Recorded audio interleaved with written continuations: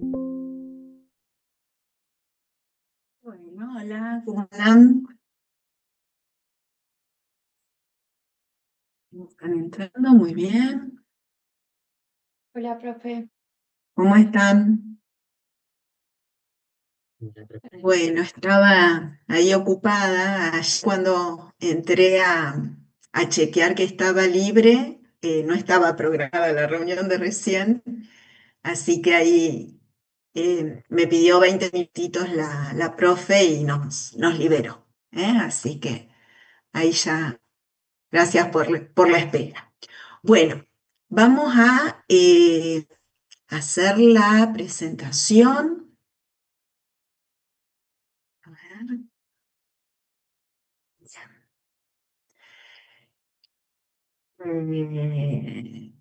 Bueno, y ahora antes de cerrar, saco hay unas fotitos para la asistencia. ¿Les parece?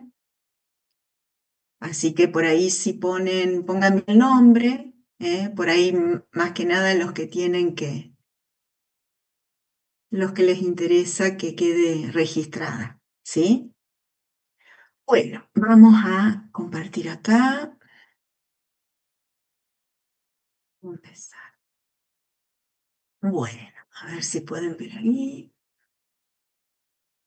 Esta lo vamos a achicar. Bueno, esta está en peco, no está visible todavía porque se me borró una diapositiva. Así que la voy a volver a insertar y ya después se los pongo disponibles para que lo vean. ¿Les parece? Sí. Y bueno, cualquier duda me van parando.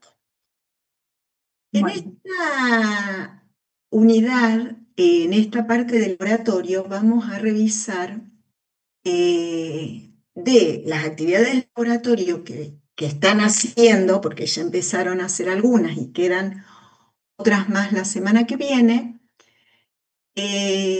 cómo conectar con los fundamentos fisiológicos, ¿sí? Entonces, van a ver que hay una mezcla, es decir, no es algo lineal, está todo mezclado, está todo integrado y por eso tómenle después, vuelvan a revisarlo ustedes con paciencia, ¿sí? En este caso, bueno, el manual de actividades prácticas y los videos que están en la página de PERCO son los materiales que tenemos para trabajar esta unidad temática. Y las tres actividades que vemos, esperen que sigo admitiendo ahí los chicos, las tres actividades que tenemos son la espirometría, la oximetría de pulso y vemos serie roja o eritrocitaria en el hemograma más fragilidad o resistencia globular, ¿sí? Y con eso cubrimos todas las actividades prácticas de esta unidad temática. Entonces, fíjense que uno con espirometría vamos a estar evaluando una parte del sistema respiratorio que tiene que ver con el ingreso y la salida de aire hacia los pulmones y el aire expirado. Y eso está relacionado con la mecánica ventilatoria, ¿sí? Por otro lado, la oximetría de pulso nos va a permitir tener una medición del porcentaje de saturación globina, el cual va a estar relacionado con el proceso de hematosis, ¿sí? Vamos a tener que poder explicar cómo es esa relación.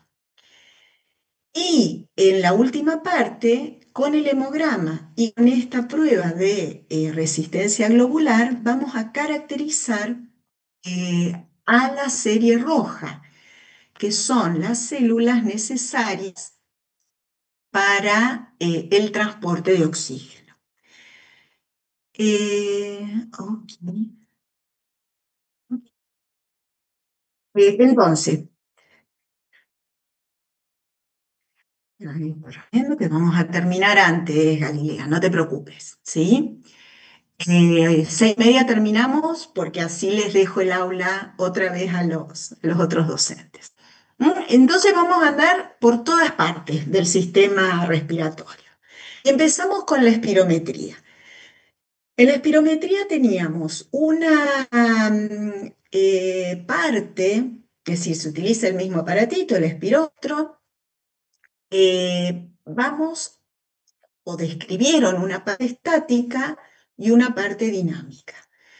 La parte estática tiene que ver con poder medir volúmenes y capacidades, que esto ya lo hicieron esta semana, creo, ¿no? Bien. De acuerdo a las maniobras que le vamos pidiendo al paciente que haga, es decir, que inspire tranquilo, que haga una inspiración máxima, que haga una expiración máxima, uno puede obtener los distintos volúmenes que se pueden medir con la espirometría y cuando sumamos dos o más volúmenes tenemos las denominadas capacidades, ¿sí? Por otro lado, está la espirometría dinámica que implica otra maniobra diferente y la utilidad de esa espirometría dinámica es que nos va a permitir obtener este otro tipo de gráficos que representan el cambio de volumen en función del tiempo o bien el flujo en función del volumen pulmonar, ¿sí? Entonces, en esta espirometría estática, fíjense que comenzamos con, o la prueba empieza al final de una expiración, es decir, vamos a estar o el pulmón está en la capacidad residual funcional, es decir, el volumen que se encuentra en el pulmón es el volumen residual más el volumen de reserva respiratorio. Por ahí es importante que ya empiecen a integrar estas denominaciones para indicar cuál es el volumen que tiene el pulmón en cada momento que ustedes están definiendo o están estudiando, ¿sí? Bueno, entonces, al final de una expiración normal estamos en la capacidad residual funcional, ¿sí? Que es como se ve acá en la figura. El diafragma está relajado y el alvéolo tiene un volumen que corresponde a ese volumen residual más el volumen de reserva respiratoria. Cuando se inicia la inspiración, lo primero que ocurre es la contracción de los músculos inspiratorios y esa inspiración finaliza con la entrada de aire desde la atmósfera hacia los alvéolos. Entonces, fíjense que tenemos un primer momento, que es este que está definido acá, la inspiración, que es la contracción de los músculos respiratorios y la expansión de la caja torácica, y ese proceso de inspiración finaliza con la entrada de aire desde la atmósfera hacia los alvéolos. Sin embargo, fíjense todos los pasos que podemos desglosar entre esta contracción del diafragma y finalmente el movimiento de aire hacia los alvéolos, permitiendo el aumento del volumen pulmonar. Para explicar estos pasos necesitamos manejar o conocer estas presiones que están graficadas en este otro modelito y que se refieren a la presión alveolar, que es la primera curva que se ve en el gráfico, la presión pleural, que es esta segunda curva. Esa presión pleural tiene la característica de que normalmente es negativa, en un valor de -4, y que con la inspiración y en realidad, con la contracción del diafragma y la expansión de la caja torácica, esa presión pleural aumenta, es decir, se hace más negativa. Al hacerse más negativa, la presión transpulmonar, que es la relación entre esa presión pleural y la presión alveolar, aumenta.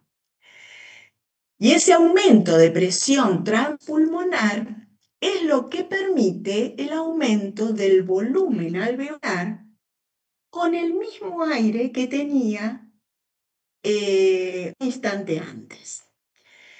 De manera que al aumentar el volumen del alvéolo con la misma cantidad de aire, la presión dentro de ese alvéolo disminuye.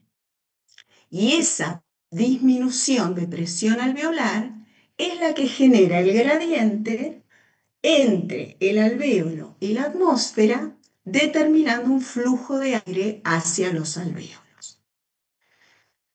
¿Me siguen hasta acá? Sí, profe. Bien. Porque este paso, fíjense que presión intrapleural o pleural, presión transpulmonar, está involucrado el espacio pleural. Y ya volumen alveolar y disminución de presión alveolar está involucrado el alvéolo. ¿Sí? Entonces, este paso de cómo se relaciona la presión transpulmonar y el volumen alveolar es lo que podemos caracterizar a través de esta curva que muestra los cambios del volumen pulmonar en función de los cambios de presión transpulmonar. Esta curva define o determina lo que se denomina compliance y de alguna manera explica este paso entre un cambio en la presión transpulmonar y el cambio posterior o subsiguiente del volumen pulmonar.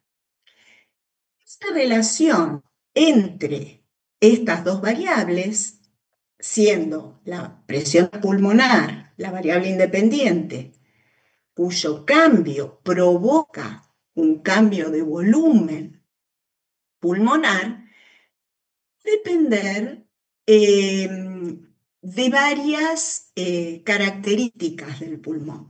¿Sí? Acá en esto que les agregué, que ejemplo, en esta zona de -10 a -5 centímetros de agua para la presión transpulmonar, que sería esta zona de acá, ¿sí? Fíjense que se logra un cambio de 0,5 de volumen, que ese volumen corresponde al volumen corriente, o al volumen tidal.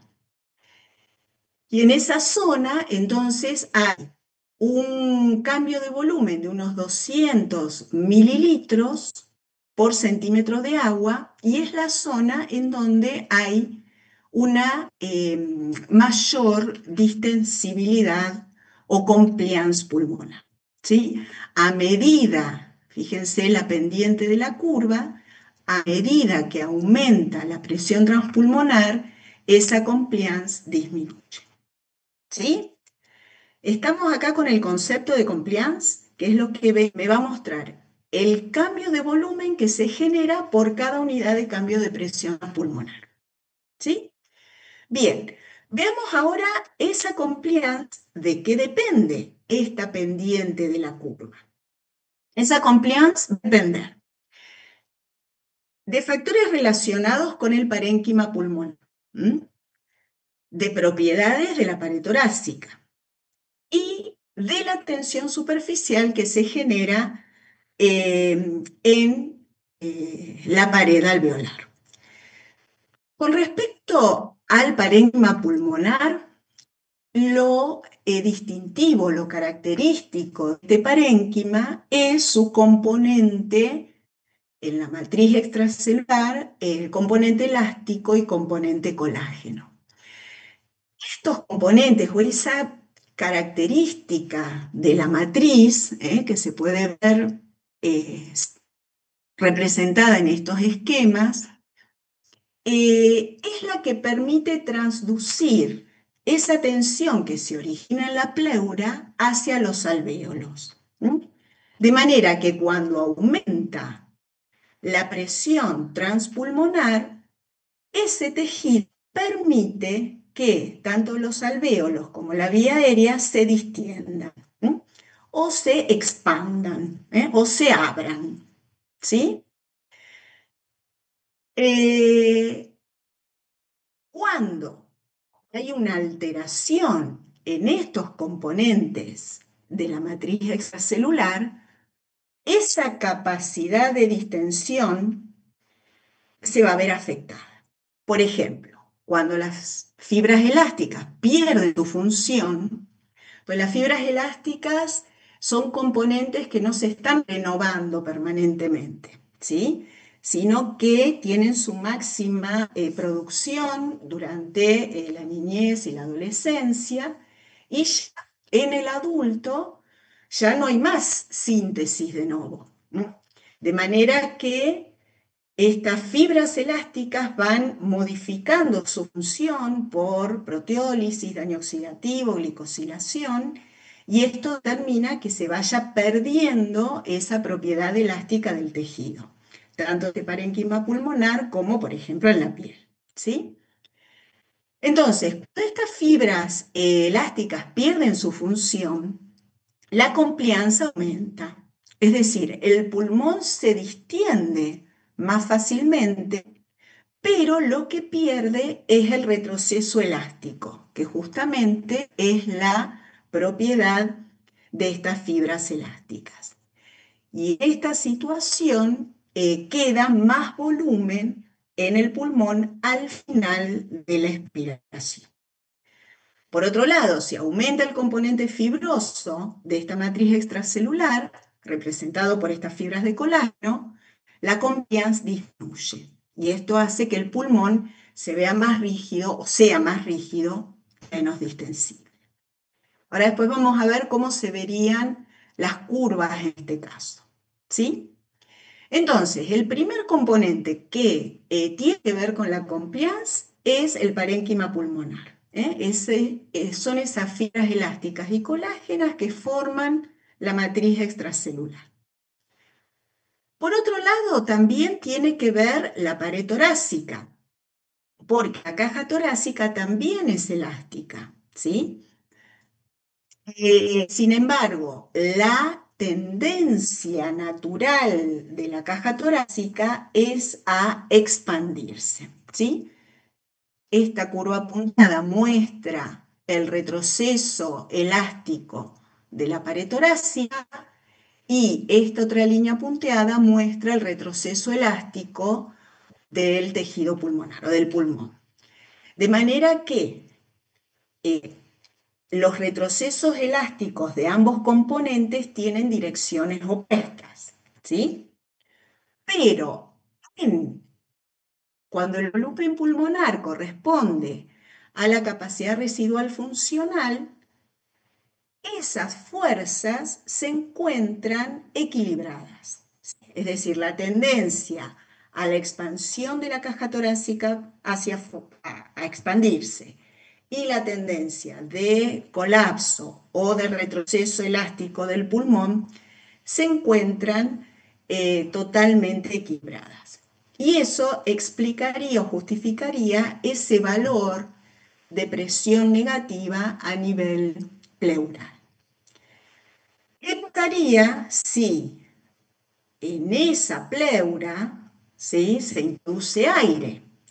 Al introducir aire, esa presión negativa desaparece, esa presión se iguala a la presión atmosférica y por lo tanto ambos tejidos expresan su tendencia natural de retroceso. El pulmón se colapsa y la caja torácica se ensancha. ¿Está? Entonces, cuando uno analiza la compliance del pulmón, en vez de en un pulmón aislado, lo analiza el pulmón integrado a la pared torácica, la compliance pulmonar es mucho menor. Es decir, la pared torácica contribuye a que ese pulmón se mantenga distendidos, los alvéolos se mantengan abiertos. ¿Vamos bien hasta acá? ¿Alguna pregunta? No, Puse en chiquitito ahí las imágenes para no perderme en la presentación. Bueno, propiedades del pulmón, propiedades de la pared torácica y nos quedan ahora las características de la tensión superficial y la contribución del surfactante. Ustedes saben que, es decir, este dibujito está en todos lados, ¿no? De que hay una tendencia al colapso de los alvéolos pequeños. Pero uno lo puede pensar o lo puede razonar, obviamente teniendo en cuenta la ley de Laplace, que dice que la presión transmural de una estructura esférica es igual a 2 veces la tensión superficial dividido el radio. Entonces, si pensamos qué es lo que ocurre a bajos volúmenes pulmonares, en donde el radio de un alvéolo disminuye, a disminuir ese radio, la presión dentro de ese alvéolo, la presión transpulmonar en ese alvéolo va a aumentar. Al aumentar la presión en ese alvéolo más pequeño, esto contribuiría a que el aire de ese alvéolo fluya hacia otro lugar o a otro alvéolo que tenga menor presión, o lo que es lo mismo, mayor radio. Esto es lo que explicaría que la presencia de alvéolos de distintos tamaños a bajos volúmenes pulmonares condiciona el colapso de los alvéolos más pequeños y la generación de alvéolos de cada vez mayor tamaño. Entonces, la propiedad que tiene la pared alveolar es que hay una sustancia, este surfactante, producidos por los neumocitos o las células epiteliales tipo 2, que constituyen o forman una película sobre la superficie alveolar y que la distribución de esa película permite modificar la tensión superficial de manera que puedan existir alvéolos de distinto tamaño con la misma presión en su interior. Y entonces acá, este dibujito, este modelito, se ve muy claramente cómo en el alvéolo de menor radio, ese surfactante se encuentra mucho más concentrado que en un alvéolo de mayor tamaño. De manera que este surfactante más concentrado permite que la tensión disminuya y que por lo tanto la presión en este alvéolo pequeño y en este alvéolo más grande sean las mismas. Y eso permite que coexistan alvéolos de distinto tamaño a un dado volumen pulmonar. Pero especialmente importante es que esto puede ocurrir a bajos volúmenes pulmonares, en donde los alvéolos tienden a disminuir su radio. ¿Sí? Entonces, lo otro que podemos concluir a partir de esto es que la falta de surfactante favorece el colapso de los alvéolos, ¿sí? Es lo que denominamos atelectasia. La disminución de la compliance, es decir, se vuelve más rígido ese pulmón, se necesita un mayor cambio de presión transpulmonar para cambiar el volumen, y la otra consecuencia es que hay un paso neto de líquido del intersticio, se me volvió loco, desde el intersticio a la luz alveolar. Todo eso debido a la falta de surfactante. Esta falta de surfactante es característica en los bebés que nacen prematuros, por ejemplo. ¿Mm? Bien, acá tienen a ver, no sé si voy a poder después salir, tienen el acceso a un texto en castellano muy interesante de surfactante pulmonar. Y esperen que ahí hay unos modelitos. Y yo tenía un modelito acá, en el ojito, en donde se ven los neumocitos tipo 1, que son las células estas aplanadas, características de la pared alveolar, y el neumocito tipo 2, muy grande, bueno, a veces asociado, relacionado con la función del macrófago y con una gran capacidad biocinética porque está produciendo todos los componentes de ese surfactante, que son fosfolípidos, fosfatidilcolina, dipalmitoilfosfatidilcolina, proteínas del surfactante A y B, y colesterol, ¿sí? En ese texto, que es muy sencillo, ahonda un poquito más en el mecanismo de funcionamiento de este surfactante.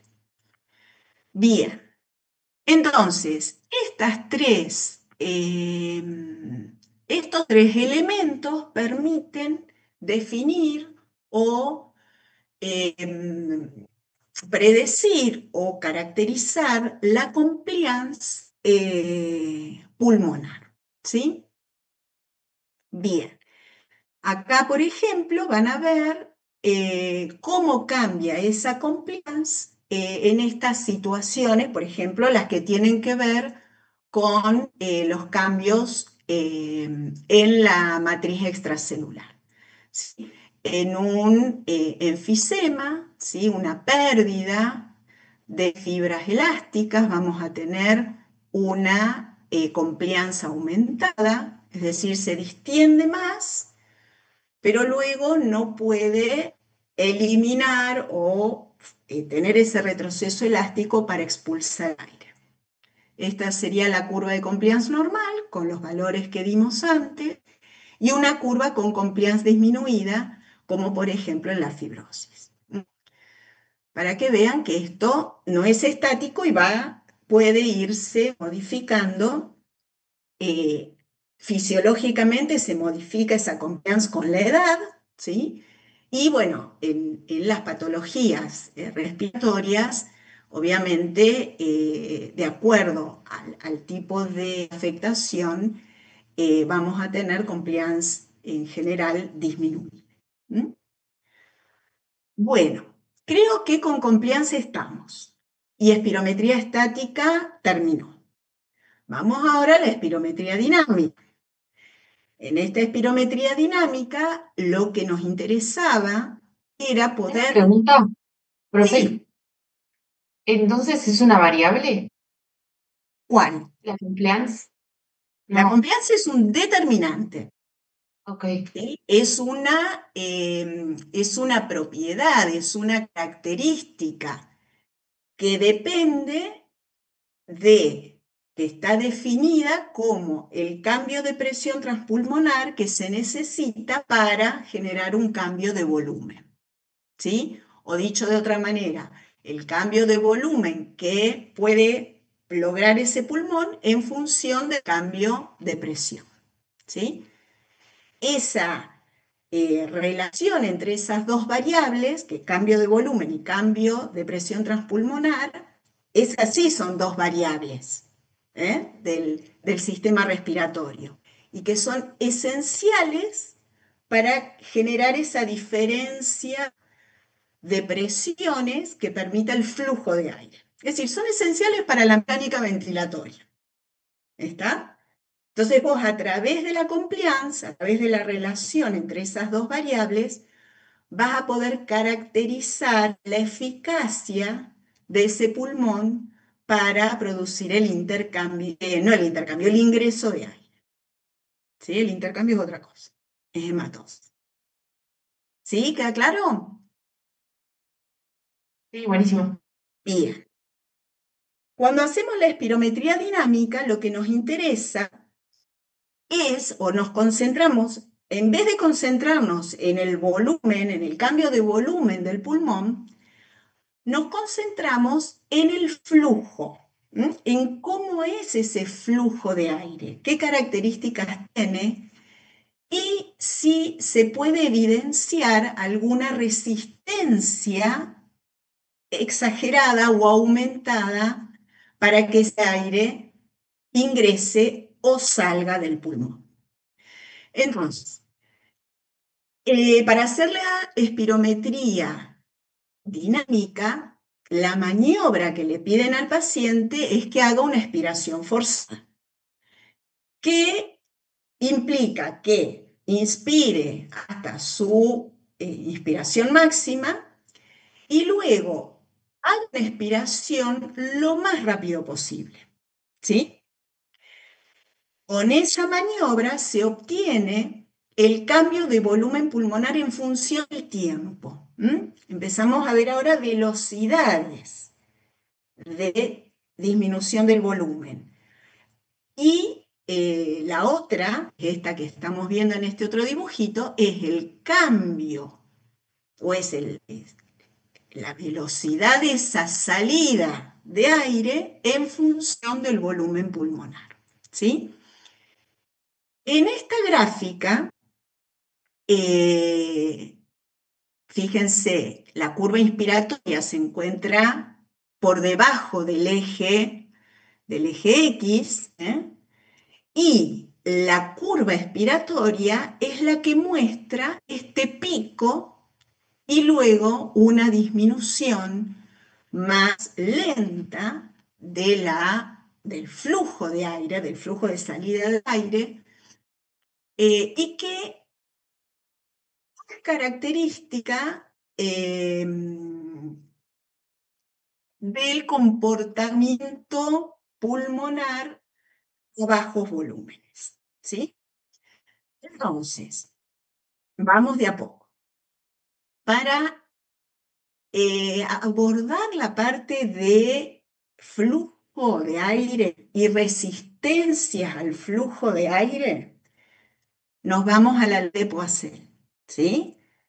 Esta que está escrita ahí es la ley de Poiseuille, ¿sí? Con todos sus determinantes. El flujo es igual a pi por la diferencia de presión por radio a la cuarta dividido 8 por la viscosidad del aire, en este caso, por la longitud. Cuando se reordena esta ley de Poiseuille, se puede extraer una constante, que es la resistencia, que está dada por pi, radio a la cuarta, 8, viscosidad y longitud, pero en sentido inverso. Esperen que me estoy quedando sin carga en la compu, ya la tengo. Es decir, que si yo a esa ecuación la expreso como flujo es igual a presión dividido resistencia, me queda que la resistencia es igual a 8 por viscosidad por longitud dividido pi por radio a la cuarta. ¿Me siguen?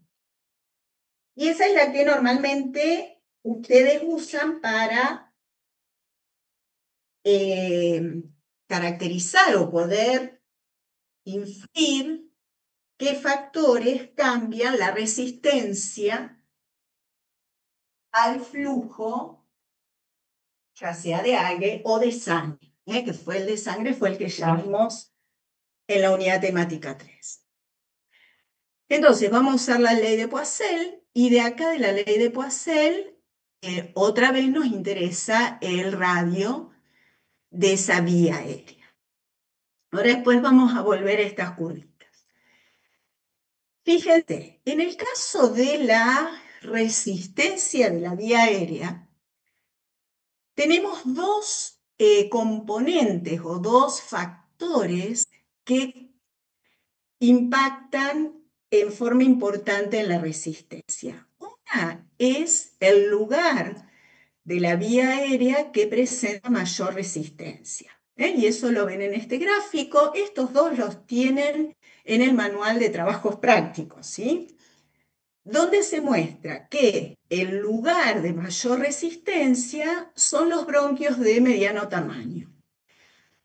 A pesar de que uno pensaría que la mayor resistencia está en las vías más pequeñas, por lo que dice la ley de Poiseuille, sin embargo, como se bifurca tanto y hay tanta cantidad de esas vías de pequeño calibre, que el área total de sección transversal a este nivel es muy alta y por lo tanto la resistencia total es baja, ¿sí?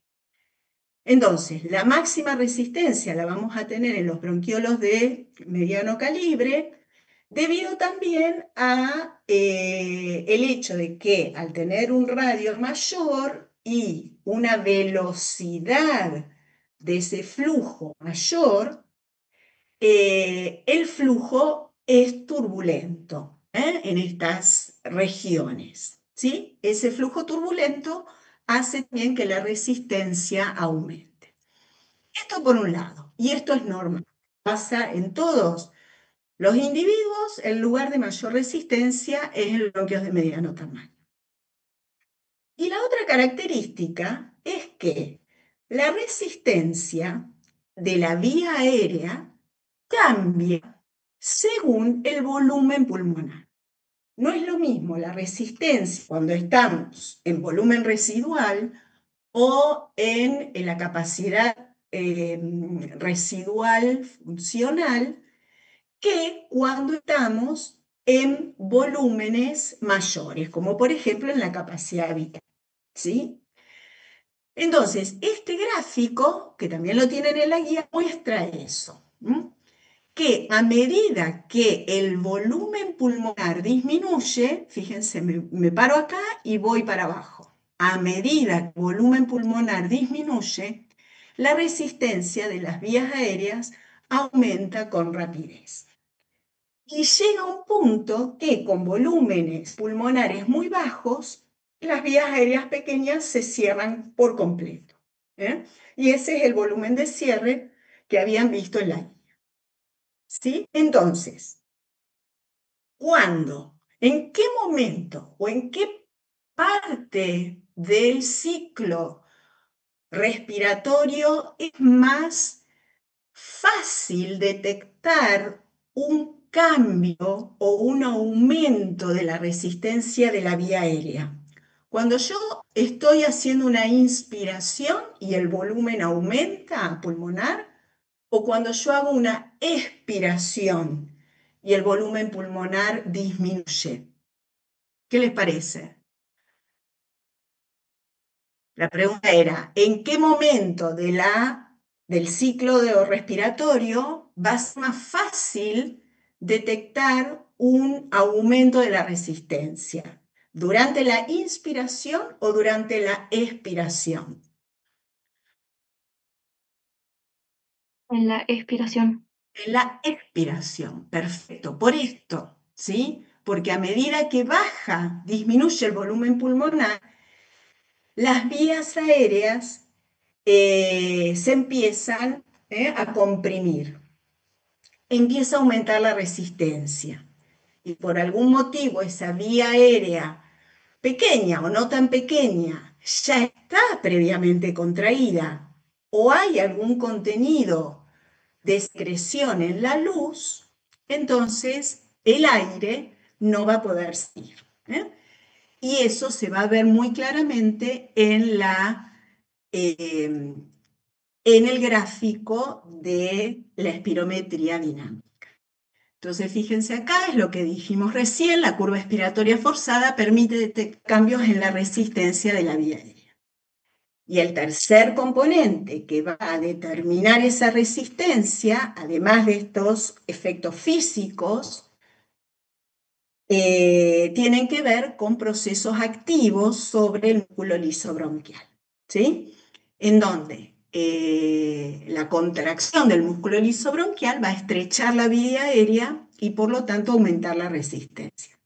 Entonces el tono está controlado por el sistema nervioso autónomo, de manera que la noradrenalina sobre receptores beta 2 provoca una broncodilatación, ¿sí? Disminuye estas señales, estos pulsos de calcio que se liberan al interior de la célula muscular. Mientras que la acetilcolina, a través de receptores muscarínicos, produce un aumento de la frecuencia de esos pulsos de calcio y por lo tanto favorece la contracción del músculo liso. Pero además de acetilcolina y noradrenalina, hay otros mediadores locales, como histamina y sustancia P, que van a favorecer la broncoconstricción, y óxido nítrico, péptido intestinal vasoactivo, prostaglandinas, que van a favorecer la dilatación, ¿sí? Así que todo esto junto es lo que va a determinar el grado de resistencia de la vía aérea y que se va a caracterizar esperen que volvemos acá, y se va a caracterizar por estos parámetros que se ven acá, que es el pico expiratorio forzado o los volúmenes porcentuales de flujo expiratorio forzado al 75% de la capacidad vital forzada o al 25%. Los que le pongo acá son estas definiciones, que son las que tienen ustedes en la tablita que ya armaron de espirometría, y entonces esta curva expiratoria se usa para obtener el pico de flujo expiratorio y los flujos correspondientes al 75 y 25% de la capacidad vital forzada. Ese pico de flujo expiratorio, mientras sea mayor al 80%, es normal. Cuando empieza a disminuir por debajo del 80%, ya hay menor salida, un flujo de aire disminuido, lo que se interpreta como un aumento de resistencia de la vía aérea. ¿Sí? Bien. Bueno, terminamos con espirometría. Vamos ahora a la oximetría. Bueno, entonces, con espirometría analizamos lo que pasa durante la entrada y la salida de aire. Analizamos la mecánica ventilatoria y vemos si hay alguna afectación a nivel pulmonar, ¿sí? A nivel del pulmón, de la caja torácica, de los alvéolos, de vía aérea. Permite analizar todo el conjunto del sistema respiratorio mecánico. La oximetría de pulso, ¿de qué nos va a hablar? Esto, bueno, está todo en el video, lo empiezan a ver así el video, síganlo porque está todo el desglose hecho en el video. Pero básicamente lo que vamos a obtener a través del oxímetro de pulso es un monitoreo continuo del porcentaje de saturación de la hemoglobina, ¿sí? Y nuevamente les repetimos acá que el oxímetro de pulso mide el porcentaje de saturación de la hemoglobina en sangre arterial. Entonces, ¿qué relación tiene este porcentaje de saturación de hemoglobina con el proceso de intercambio de gases allá en la membrana alveolo-capilar? El punto de conexión entre esos dos momentos es la presión parcial de oxígeno. La presión parcial de oxígeno en sangre arterial va a depender del proceso de hematosis, que a su vez la presión parcial de oxígeno en el alvéolo va a depender de esa entrada de aire, ¿sí? Y de la presión atmosférica del oxígeno afuera, ¿está? Y esta presión parcial de oxígeno en sangre arterial es la que va a determinar el grado de saturación de la hemoglobina, que es lo que estoy graficando en el eje Y. Entonces, el oxímetro de pulso mide este porcentaje de saturación. ¿Está?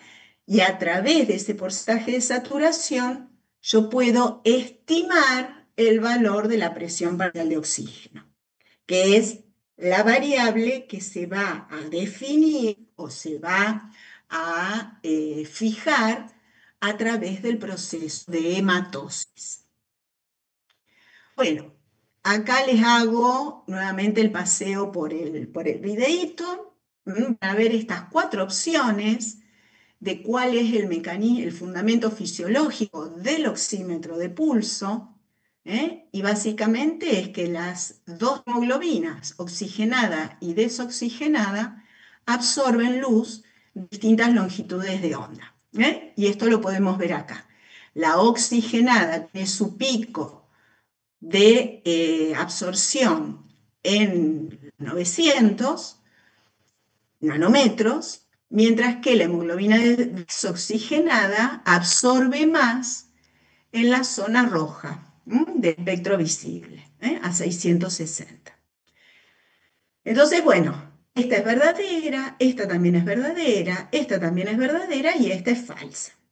Pero van entrando en cada una de esas y van haciendo una relación entre la cantidad de luz que le llega o que sale por el fotodiodo y la luz que va a llegar al detector dependiendo de la cantidad de una hemoglobina y de la otra que haya en ese momento.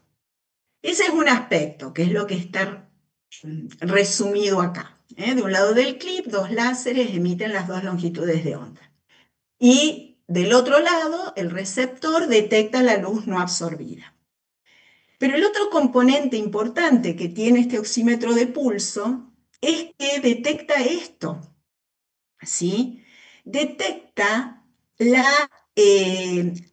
el volumen que va cambiando en relación a la sístole ventricular, ¿sí? En relación a ese volumen sistólico que ingresa a la arteria. Entonces, esa curva que muestra el oxímetro de pulso me asegura que está leyendo las hemoglobinas oxigenada y desoxigenada en una zona en donde puede detectar claramente esa eyección ventricular. De manera que el cálculo lo hace sobre ese componente alterno. Y eso es lo que asegura que el porcentaje de saturación de hemoglobina que informa el oxímetro es de sangre arterial, porque lo está haciendo sobre esta onda alterna que se relaciona con el volumen de sangre que fue eyectado por el ventrículo. ¿Sí? Déjenme ver acá.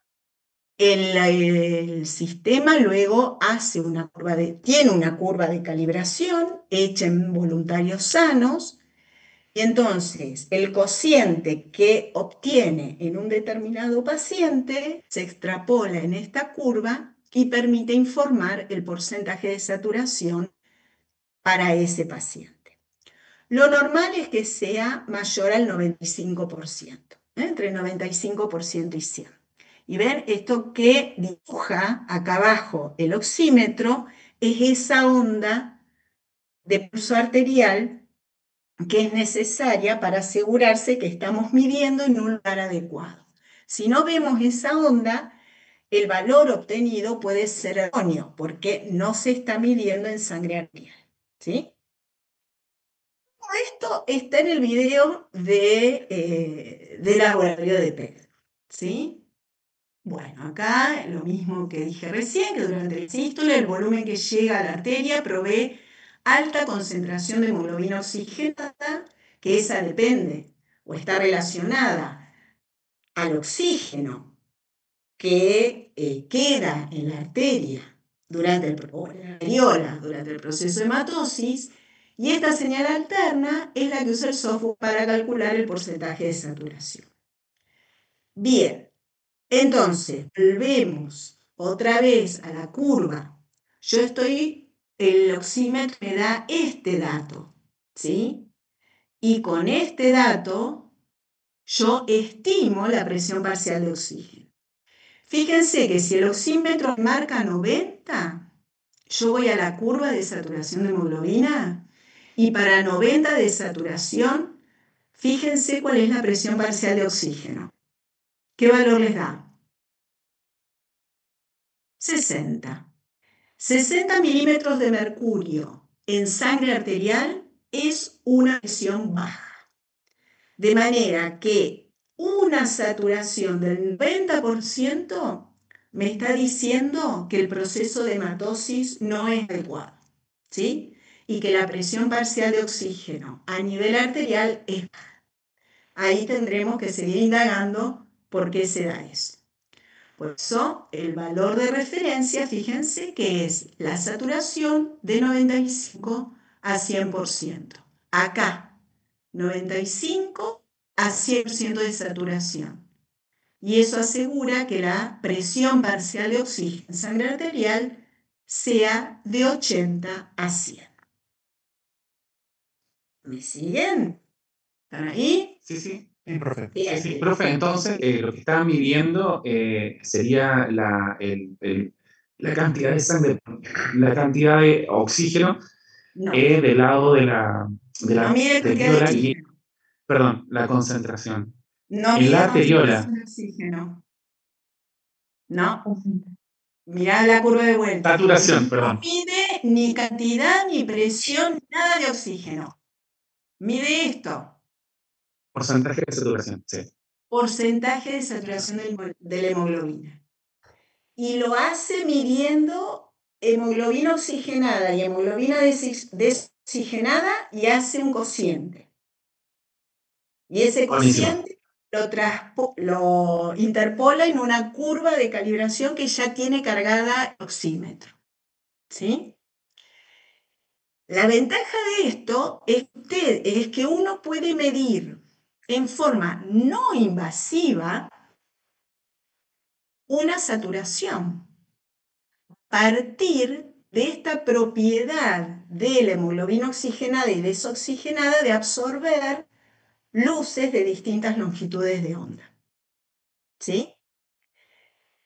Y el hecho de ubicar este clip en lugares determinados, precisos, el lugar donde lo ponen es importante, porque eso les va a asegurar que lo que están midiendo es esa diferencia de hemoglobina oxigenada y desoxigenada en un lugar en donde se puede detectar esa llegada del volumen sistólico. ¿Mm? ¿Sí? ¿Alguna otra Buenísimo. Sí. pregunta? Bueno, mírenlo después de esto creo que lo ven ahora esta semana que viene.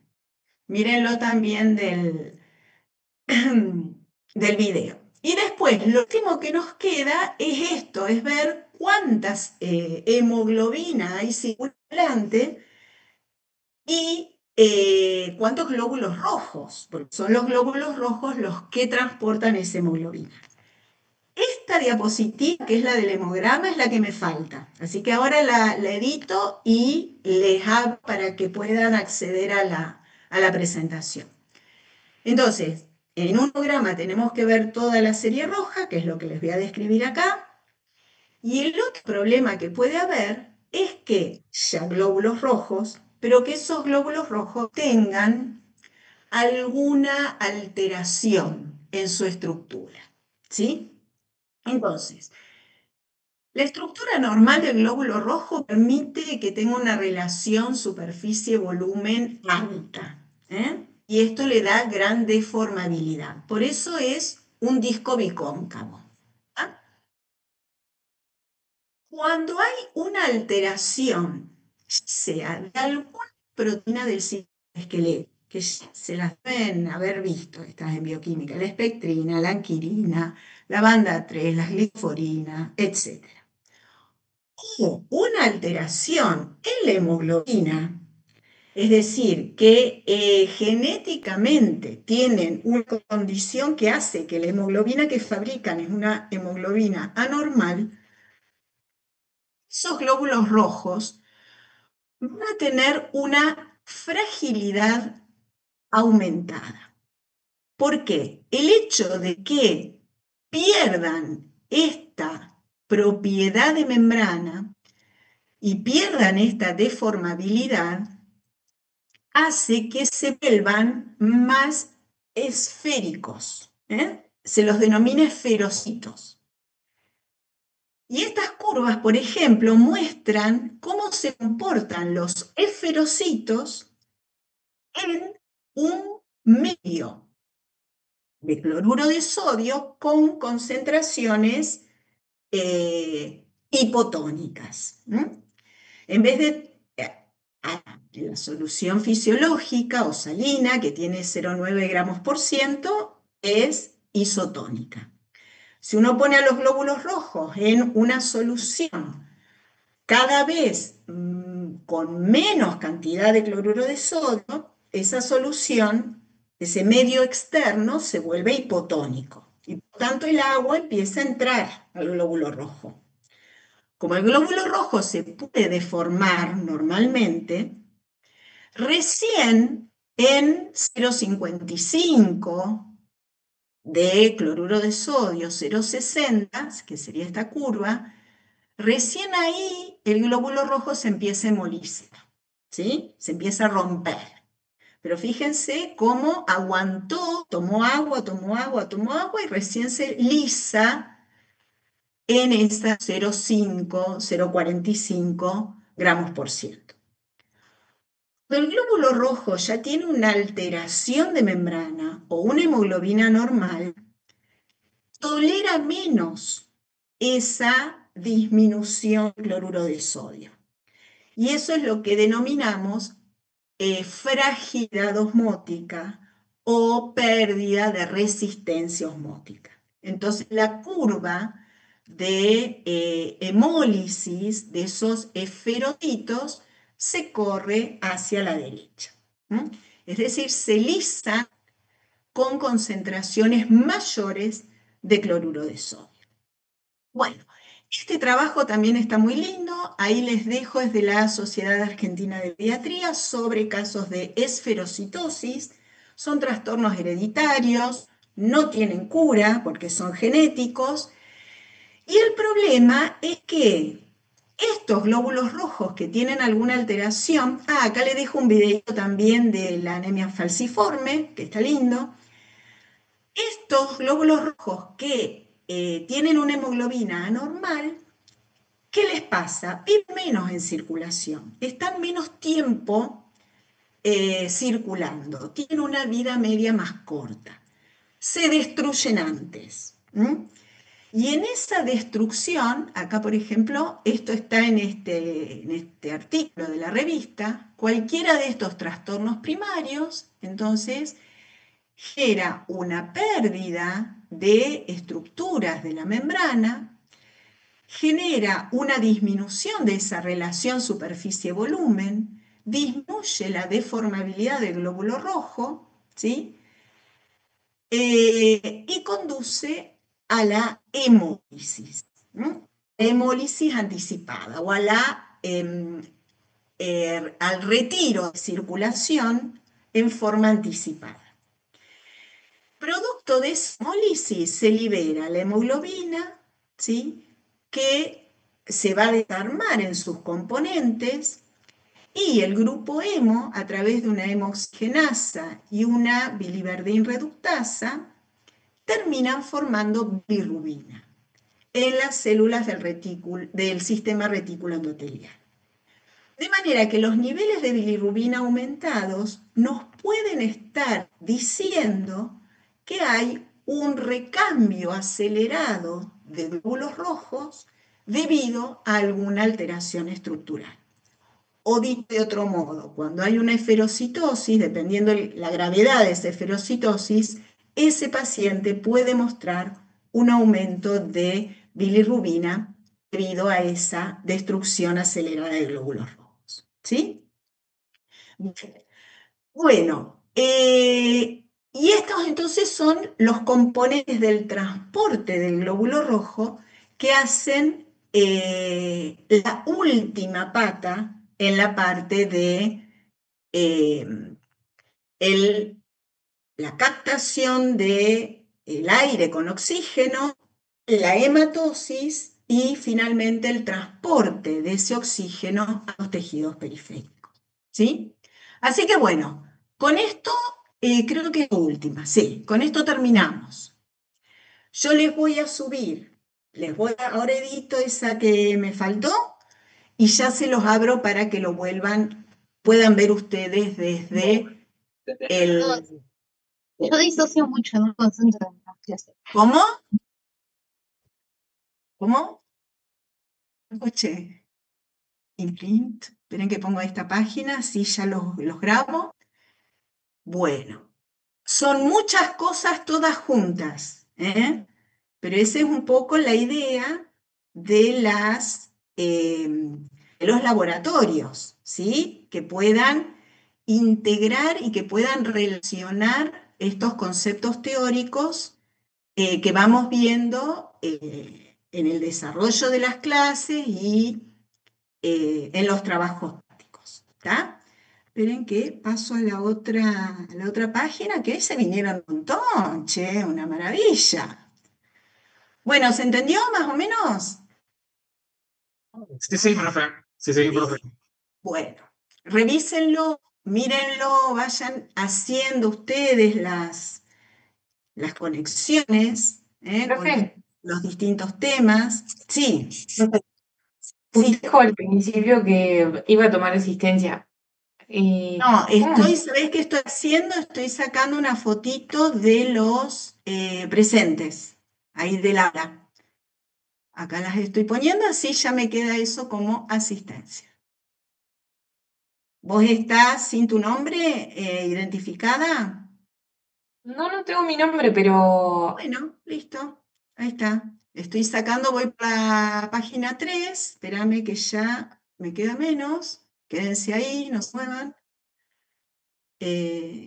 Saco fotito de la pantalla, y ahí me quedan todos los que vinieron, ¿está?